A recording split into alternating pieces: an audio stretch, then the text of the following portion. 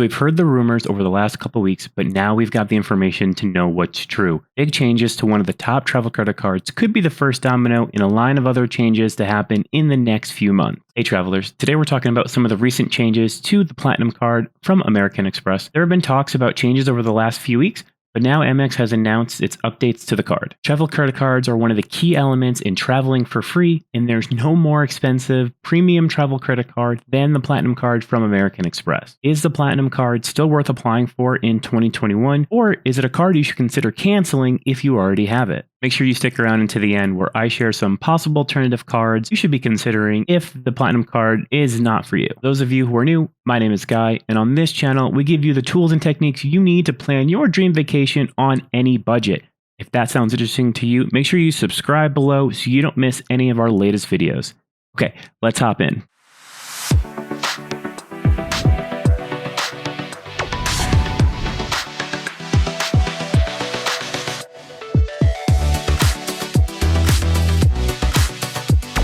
So right off the bat, we have to talk about the increase in annual fee. At $550, the Plaid Card was already one of the most expensive travel credit cards, competing with cards like the Chase Sapphire Reserve and the Citi Prestige at $550 and $450 respectively. But as of July 1st, Amex has increased the fee of the Platinum Card $145 to a whopping $695 per year. Amex tries to justify these expenses with extra benefits and credits that offset the annual fee. This video would be 45 minutes long if I went into detail about all the benefits, but comment below if you want me to make a video just on the benefits in detail. But in this video, I'll just cover some of the highlights. So good news if you already have the card, any of the existing benefits that we have are going to continue to stay there. This is going to include things like instant gold status at Hilton and Marriott Bonvoy, $200 statement credit for airline fees, $200 Uber cash credit, and lounge access. These rewards are nice and they're targeted towards travelers.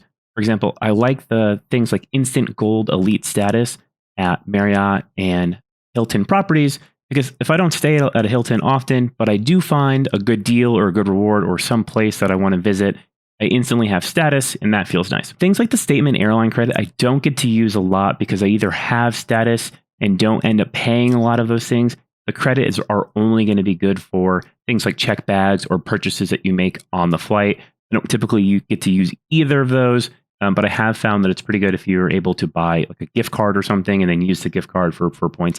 It doesn't always work, but it is nice when that can work out. I don't tend to use the $200 credit on airline incidentals. It's really only designed for things that you'd pay for in the airport, like a checked bag, or if you make a purchase on flight. With my status, I usually don't pay for those things anyways. So this usually goes unused, but it's still nice to have. Things like the lounge access is a great benefit depending on how you value it. I'm a huge fan of especially going to Centurion lounges before a flight. If I'm traveling for business, I try to get to the airport about 20 minutes before my flight. But if I'm traveling personally, I love bringing some friends or family into the lounge, getting a bite or a drink beforehand, getting to the airport a little bit early, reduces the stress of the trip overall, and it's a nice experience. Okay, so let's talk about some of the new benefits. And one of the ones I like the most is the $179 credit for Clear. Now, Clear I've talked about before, but is one of my favorite perks at the airport. You basically just go right through. It's like an expedited service. It's a separate company, so it's not part of TSA at all. You just need your boarding pass and your eyes or your fingerprints, which I hope you bring anyways. And you go to an expedited line and you get through security much quicker. A couple things to consider. Clear isn't in every airport yet. And in some of the smaller airports that it's in, your lines might not be that long, so this might not be that great of a benefit for you. There's also other ways to offset the cost of Clear. I get it through Delta for free for being a Diamond member, so this benefit might not be as applicable to everyone. Speaking of benefits that aren't applicable to everyone, you also get a $300 Equinox credit. Equinox is a gym very popular in the New York area. I've seen them all the time. However, this is going to get broken up into monthly intervals, so about $25 per month. These memberships tend to run over like $140 anyway, so it's going to take a small chunk out of your monthly payments. Overall, I don't think this is such a great perk, but if you already have an Equinox membership, it's kind of nice to have. Another new benefit is the $240 streaming credit, which translates to about $20 a month, but it's only for 4 services currently. So Peacock, Audible, SiriusXM, and the New York Times. So this is a cool benefit if you already subscribe to those things or you're planning on subscribing. For me, the New York Times benefit here is going to be great. But if you don't use those, then this might not be the best benefit for you. Still a nice thing to have. You're also going to get a $100 Saks credit, which is going to be broken up into twice a year. So $50 in the first half of the year and $50 in the second half of the year. So if you plan on shopping at that, this is a nice credit for you. There's also access to the Wheels Up program, which when I'm looking at this, looks like it's private jets.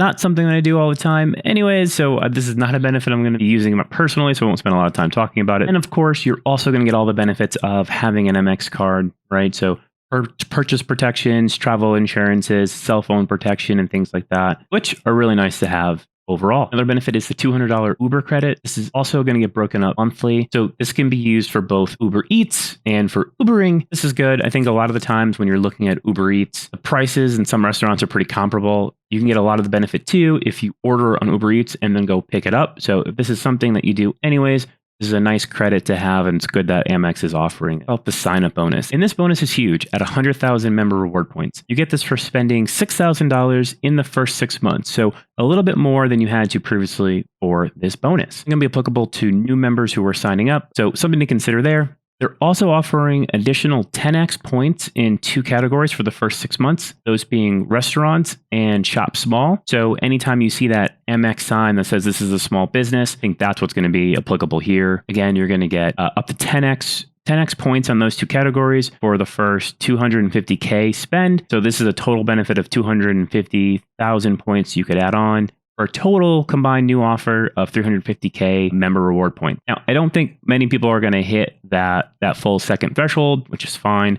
But anytime you're using it for restaurants, I think it's nice. I don't like it as much as I like the prior one, which was supermarkets and gas stations. I think that one is a lot more applicable and wider use, especially if people are still ramping up the travel. I know a lot of road trips are coming, so people were shopping and buying their food from that way and then taking the road trips on the gas. But anyways, I think 10x, there's still a huge opportunity for a sign-up bonus here if this is something you're still considering. So another benefit is all of the everyday spending categories are still going to be the same. So you're still going to get 5x on flights booked directly with airlines, as well as 5x points on travel booked through the Amex portal, which includes hotels and flights. So is the Amex Platinum Card still a card worth carrying every day? For me, I think I'm going to keep this open until at least 2022 when my next annual fee will get increased. So for people who have it, the annual fee won't hit until your next renewal after December 31st, 2021. So if you still have this card, depending on when your annual fee hits is when it's going to update. So for example, if your annual fee renewal happens in November, let's say November 1st, then you'll still pay that $550 this year, and it won't be until November 1st of 2022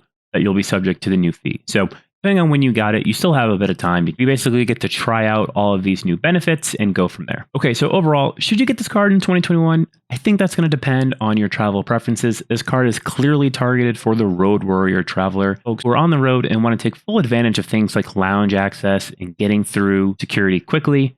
Obviously, the more you travel, the more benefit you're going to get from this card. With perks like lounge access, clear, TSA pre-check, this is going to be a no-brainer for someone who spends most of their times in the airports and want to make that more of an enjoyable experience. So earlier I mentioned I'd give you some alternatives if you're thinking about getting a different card but want some of the similar benefits. The first one is going to be the Chase Sapphire Reserve.